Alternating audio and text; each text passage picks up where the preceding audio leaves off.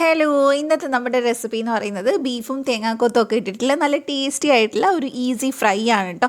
അപ്പോൾ എല്ലാവരും ട്രൈ ചെയ്ത് നോക്കുക. പിന്നെ ആദ്യമായിട്ട് ഈ ചാനലിൽ വന്നവരുണ്ടെങ്കിൽ ഒന്ന് സബ്സ്ക്രൈബ് ചെയ്ത് സപ്പോർട്ട് ചെയ്തേക്കണേ.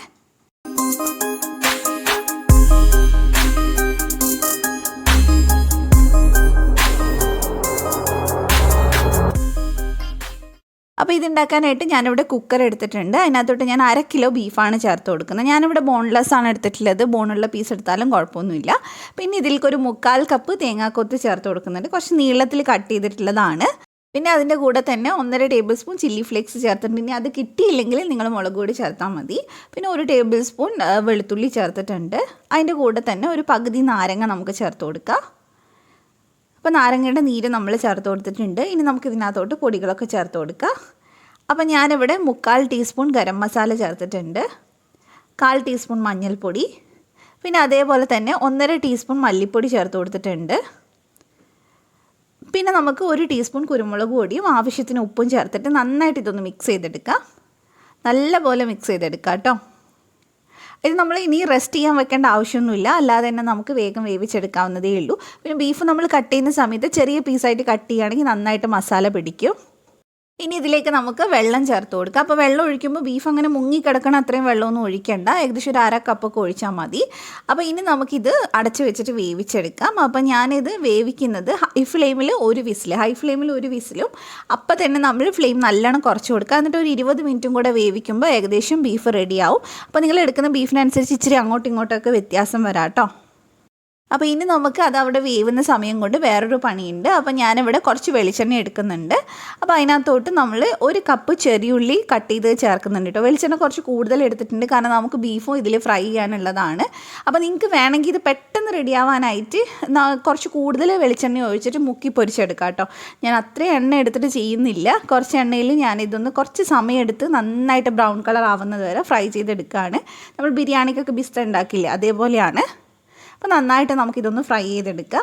അപ്പോൾ നിങ്ങൾ എണ്ണയിൽ നല്ലോണം മുക്കി പൊരിച്ചെടുക്കുകയാണെങ്കിൽ പെട്ടെന്ന് പരിപാടി തീരും. അപ്പോൾ നമുക്ക് വേഗം തന്നെ ഇതൊന്ന് റെഡിയാക്കി എടുക്കാം. ഇപ്പോൾ ഏകദേശം ഇവിടെ റെഡിയായി വന്നിട്ടുണ്ട്. നല്ല മൊരിഞ്ഞ് നല്ല ക്രിസ്പി ആയിട്ട് വന്നിട്ടുണ്ട്. ഇനി നമുക്കിതെടുത്ത് മാറ്റാം. ഇതെടുത്തിട്ട് ഒരു ടിഷ്യൂ പേപ്പറിലേക്ക് മാറ്റുകയാണെങ്കിൽ എണ്ണ എന്തെങ്കിലും ഉണ്ടെങ്കിൽ അതങ്ങ് പോയി കിട്ടും കേട്ടോ. അപ്പോൾ ഫുള്ളായിട്ട് ഞാൻ എടുത്ത് മാറ്റുന്നുണ്ട്.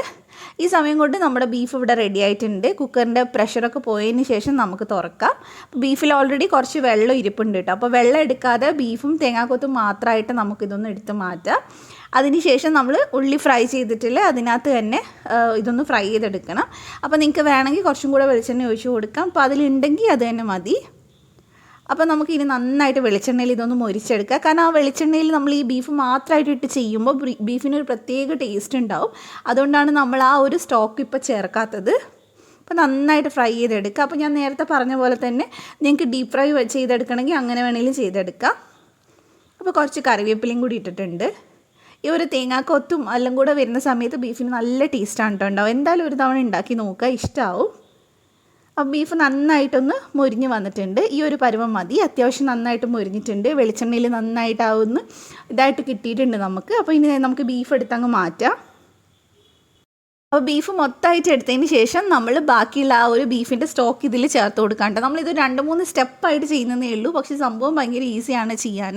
അപ്പോൾ ഇനി ഈ സ്റ്റോക്ക് നന്നായിട്ടൊന്ന് തിക്കായി വരുന്നവരെ നമുക്കൊന്ന് വെയിറ്റ് ചെയ്യാം. കാരണം നമ്മൾ ഡയറക്റ്റ് ബീഫിലേക്ക് ഈ സ്റ്റോക്ക് ഒഴിക്കുന്ന സമയത്ത് ബീഫ് വല്ലാണ്ട് അങ്ങ് എന്താ പറയുക സോഫ്റ്റ് ആയി പോവും.